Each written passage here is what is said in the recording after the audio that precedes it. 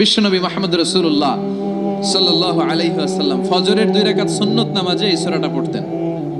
আলহামদুলিল্লাহ বলেন। ফজরের 2 রাকাত সুন্নতে পড়তেন, মাগরিবের 2 রাকাত সুন্নতে পড়তেন, বেতেরের 3য় রাকাতে পড়তেন। বেতেরের কোন রাকাতে? আচ্ছা। আর তাওয়াফ করার পরে 2 রাকাত নামাজ পড়া সুন্নাহ। যারা হজ এবং উমরা করেছেন, 7টা তাওয়াফ করতে হয় না আল্লাহর ঘরকে কেন্দ্র করে? 7 টার্নস মেক আ তাওয়াফ। 7 বার আল্লাহর এই কাবা ঘরের চারদিকে ঘুরলে একটা তাওয়াফ হয়। শুরু করতে হয় ব্ল্যাক স্টোন কর্নার থেকে, আর রুকনুল হাজারিল আসওয়াদ, যেখানে একটা স্টোন আছে পাথর, এটা জান্নাতি পাথর। এটাতে চুমু দিলে এই পাথরটা ওই যিনি চুমু দিয়েছে তার জীবনের সব পাপ আর গুনাহকে শুষে নেয়। কিয়ামতের দিন আল্লাহ ওই পাথরের একটা জিহ্বা দিবে, ঠোঁট দিবে, চোখ দিবে। সেই মুখ দিয়ে আল্লাহর সামনে দাঁড়িয়ে দাঁড়িয়ে যারা যারা এই পাথরে চুমু দিয়েছিল তাদের পক্ষে আল্লাহর সামনে সুপারিশ করবে। প্রতিদিন এই কাবা ঘরকে কেন্দ্র করে 120টা রহমত নাজিল হয়।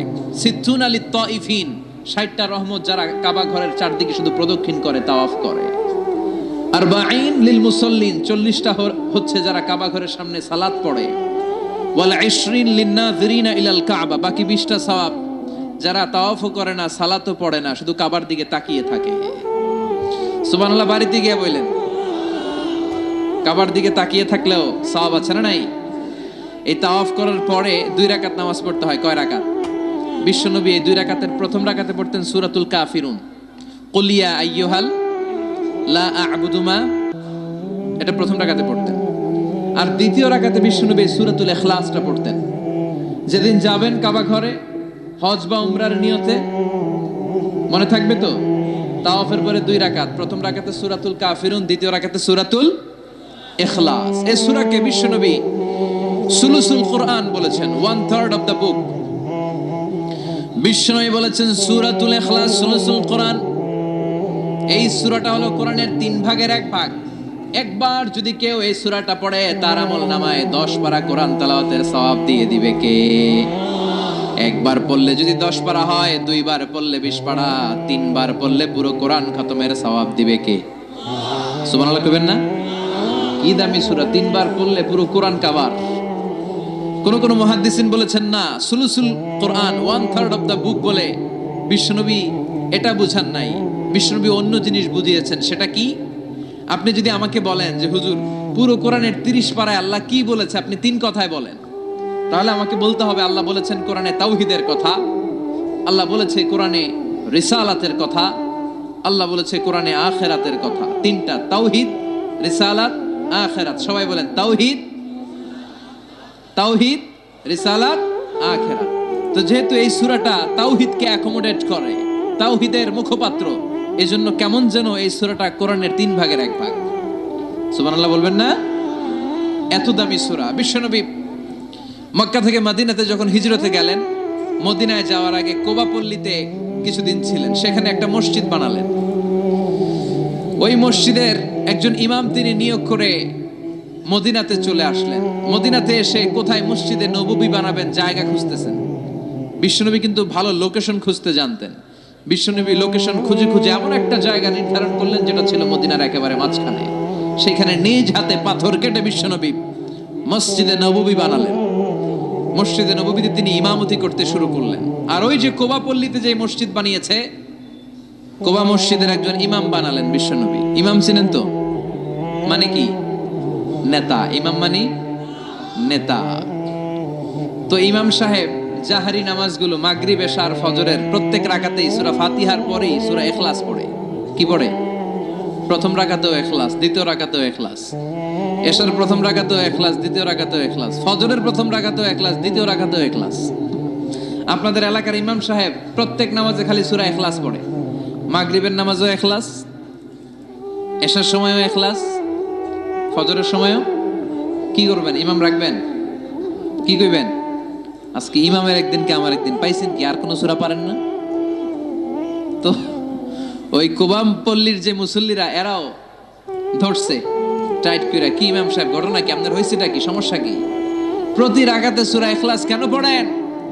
ইখলাস ছাড়া অন্য কোন সূরা কি আপনি পারেন না? অন্য কোন সূরা আপনার জানা নাই? অন্য কোন সূরা আপনার মুখস্থ নাই? সাহাবী বলে আমি যতদিন নামাজ পড়াবো ইখলাস দিয়েই পড়াবো, তোর পড়তে মন চাইলে পড়, নাইলে ভাগ। সুবহানাল্লাহ বলবেন না? কারণ এটা বাংলাদেশের সভাপতি সেক্রেটারির নিয়োগ দেয়া ইমাম না, এটা নিয়োগ দিয়েছে বিশ্বনবী। নিয়োগ ক্যান্সেল করলেও করবে বিশ্বনবী। চিল্লা এখন ঠিক কিনা? সব মুসল্লিরা বিশ্বনবীর কাছে যে হাজির, যে বললো ইয়া রাসূলুল্লাহ, এক ইমাম পাঠাইছেন, কুল আল্লাহ ছাড়া কিছু পারে না।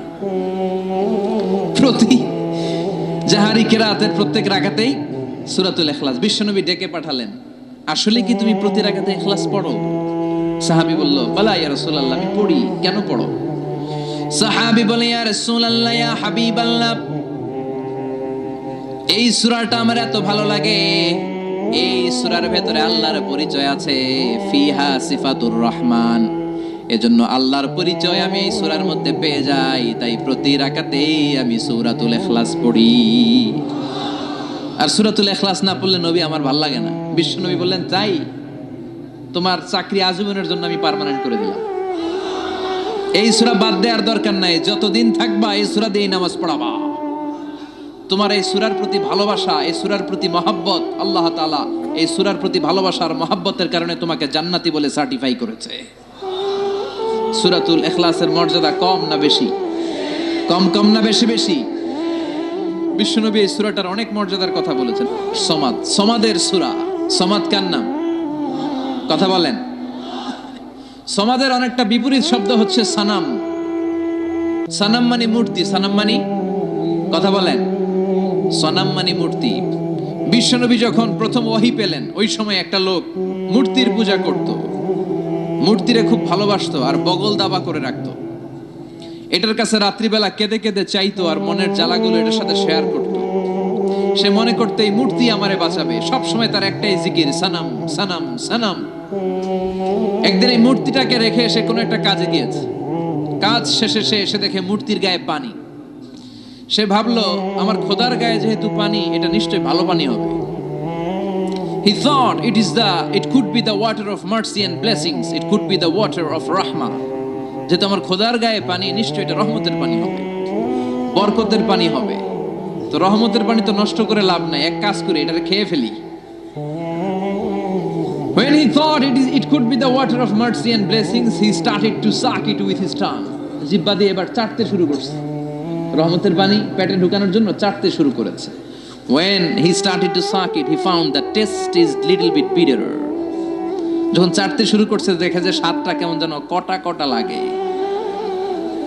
টক টক লাগে, কটা কটা টক টক, হাজমুলার মতো। কিসের মতো? কিরে টক টক কটা কটা কেন? If it is the water of mercy, it should be sweeter. এটা যদি রহমতের পানি হয়, এটা তো সুইট হওয়ার কথা, মিষ্টি হওয়ার কথা। কটা লাগে কেন? ঘটনা কি? নিশ্চয়ই কোনো ভেজাল আছে। এবার ভেজাল খুঁজতে বাইরেছে। ভেজাল বিরোধী আন্দোলন আছে না বাংলাদেশে? কিরে ভেজাল হইলো কোথায়? খুঁজে দেখে দুইটা খ্যাকশিয়াল, ফাআলাবান, দুইটা খ্যাকশিয়াল একটা ঠ্যাং উঁচু করে রাখছে, মাঝখান দিয়ে এখনো রহমতের পানি পড়তেছে। এবার তো ধরে ফেলছে। হায় হায়, মনে করছে রহমতের পানি, এখন দেখি কুত্তার মুত, এখন দেখি খ্যাকশিয়ালের পেশাব। হায় হায় হায়, কারে এতদিন নম নম করলাম, নমস্ত নমস্ত গাইলাম, কার সামনে মাথা নোয়ালাম, কার সামনে এত চোখের পানি ফেললাম, এটা নিজেকেই নিজে খ্যাকশিয়ালের পেশাব থেকে বাঁচাতে পারে না, ও আমারে বাঁচাবে কি? ঠিক কিনা? এবার মূর্তিটাকে, সানামটাকে ধরে মেরেছে আছাড়। ভাঙ্গা মূর্তি নিয়ে বিশ্বনবীর কাছে এসেছে। এসে বলে, আব্দুল্লাহর বেটা মুহাম্মদ, এতদিন ধরে আমি বুঝি নাই, মূর্তিটারে খোদা মনে করতাম, এইটারে ডাকতাম, এতদিন ভাবছি খোদা, এখন দেখি হুদা। এতদিন ভাবছি, এখন দেখি এটার কোনো পাওয়ার নাই, এটার কোনো ক্ষমতা নাই। আমি আর এই মূর্তির পূজা করতে চাই না, আপনি আমাকে শাহাদাতের বাণী পাঠ করিয়ে দেন। সুবহানাল্লাহ পড়েন।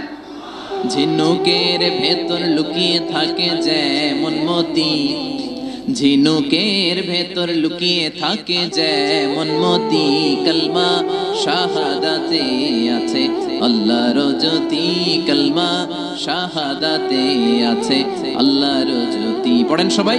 ঝিনুকের ভেতর লুকিয়ে থাকে যেমন মতি, ঝিনুকের ভেতর লুকিয়ে থাকে যেমন মতি, কালমা শাহাদাতে আছে আল্লাহর জ্যোতি, কালমা শাহাদাতে আছে আল্লাহর জ্যোতি। সুবহানাল্লাহ পড়েন। লোকটা বলে, আব্দুল্লাহর বেটা মোহাম্মদ, আমি বুঝি নাই, এতদিন ভাবতাম খোদা, এখন দেখি হুদা, কোনো ক্ষমতা নাই, আর দেরি করতে চাই না, আপনি আমারে পড়িয়ে দেন লা ইলাহা ইল্লাল্লাহু মুহাম্মাদুর রাসূলুল্লাহ সাল্লাল্লাহু। কালিমা পড়ে মুসলমান হয়ে গেছে, আলহামদুলিল্লাহ পড়েন। তাহলে এই সূরার তিনটা নাম পাইলাম, এবার আমার সাথে সাথে উত্তর দিতে হবে। সূরাতুল ইখলাসের প্রথম নামটা আমরা কি বলছি? সূরাতুত তাওহীদ। দ্বিতীয় নামটা কি বলেছে? সূরাতুল মা'রিফা। তৃতীয় নামটা কি বলেছে? সূরাতুস সমাদ। এবার একসাথে আওয়াজ করে উত্তর দেন। প্রথম নাম সূরাতুল তাওহীদ, দ্বিতীয় নাম সূরাতুল মা'রিফা, তৃতীয় নাম